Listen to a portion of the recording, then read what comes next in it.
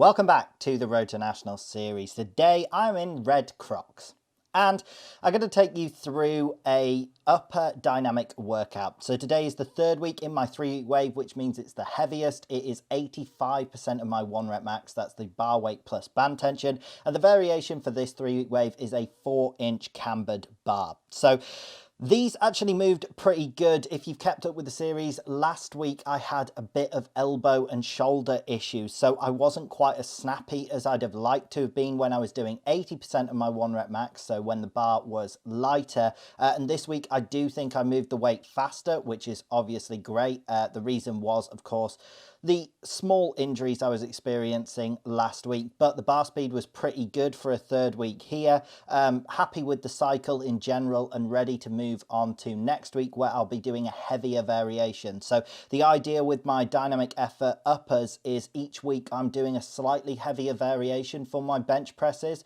and that means that I should be maintaining the same percentages, 75, 80, 85 over a 3-week wave, and hopefully maintaining the same bar speeds, but the weight is getting heavier because they're heavier variations. So last 3-week wave I'd done incline presses, a 15-degree incline presses, then I've done a camber bar press where it's slightly heavier. Next time I'll probably do a close grip press, then regular benching, then like board presses and things that are actually heavier than my normal benching. So that's the logic with the dynamic effort, and this 3-week wave has gone well. So moving on to the accessories. First accessory here was JM press. I haven't done JM presses in a while, and I was doing 70 kilos, which is a reasonable weight for me to be doing JM presses. I have gone heavier than this, up to like 80 and 90 kilos, but for low amounts of reps, and I got 10 reps on 2 sets with these JM presses. They lit up the triceps pretty well, and this is the first sort of heavier tricep exercise I have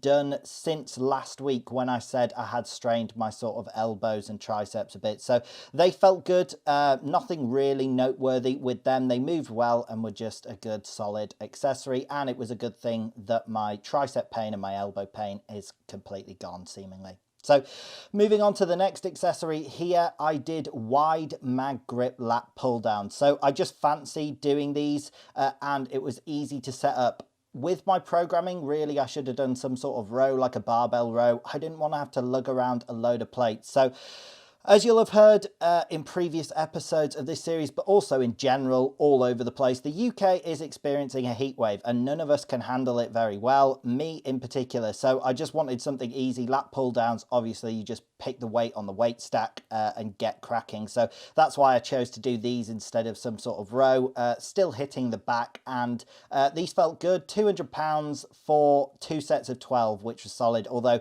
the last rep there on the second set was a bit of a cheaty rep. So it wasn't the cleanest in the world, but got the work done. Again, nothing too much to write home about with those.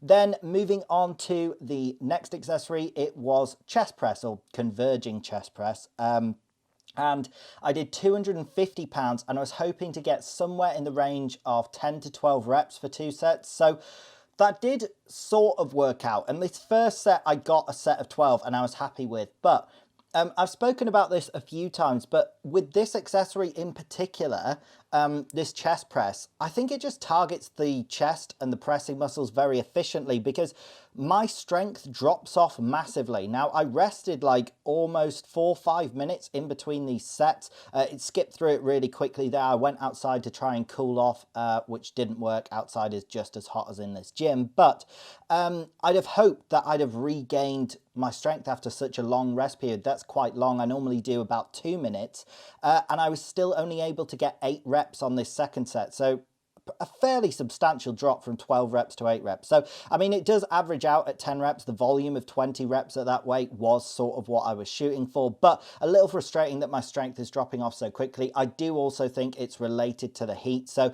because of this, I'm training much earlier than I normally would. I just had a small like protein pot and some fruit before heading out. Normally I wait until I've had like a larger lunch and train in the middle of the day, but because it is so hot, I don't want to hit the midday heat. I tried to train earlier, but it means I've had less like pre-workout carbs, and my sleep has been poorer because of the heat. I haven't been able to get to sleep until like after 1 a.m. for multiple nights. So anyway, I can complain until the cows come home. I've got loads of excuses, but the main thing is obviously to get the workout done. So the next accessory here is loo raises at 10 kilos. These were pretty much as normal. I feel like lighter accessories like this are less affected by adverse conditions. And I managed to get, I think, a set of 12 the first time with 5 extra like side laterals to help burn out the delts. And then a set of 10 this second time. And I just realized like I didn't have the energy to make it to 12. But to be honest, this is fairly normal for me.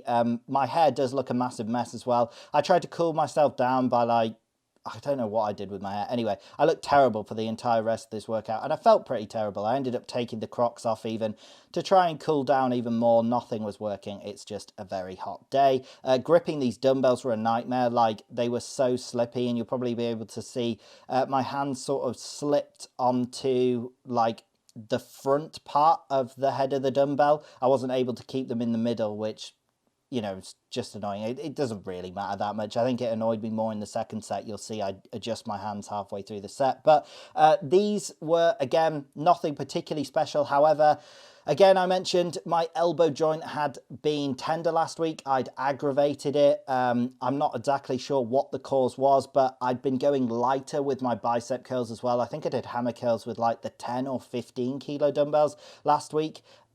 Just because it is much easier on the elbow joint and just trying to pump up the biceps a bit. However, here I'm able to resume somewhat normal weight, and I think I got 2 sets of 16 with these 25 kilo dumbbells. And to be honest, the hardest part was probably just trying to keep hold of the dumbbells whilst they were so slippery. But that was good. Again, just getting the work done through the heat. So the final accessory here, I actually had loads of abdoms. So last workout, I did 25 kilo weighted sit-ups. I think that that is a very effective way going forward to do like heavier weighted ab workouts for me in relation to powerlifting, because basically the role of your abs is to brace, but also peak force output for the abs. Being able to maximally brace is what's going to be most effective for powerlifting, and doing like long, low intensity sets of abs, like doing a 5-minute plank isn't going to be as effective as just doing like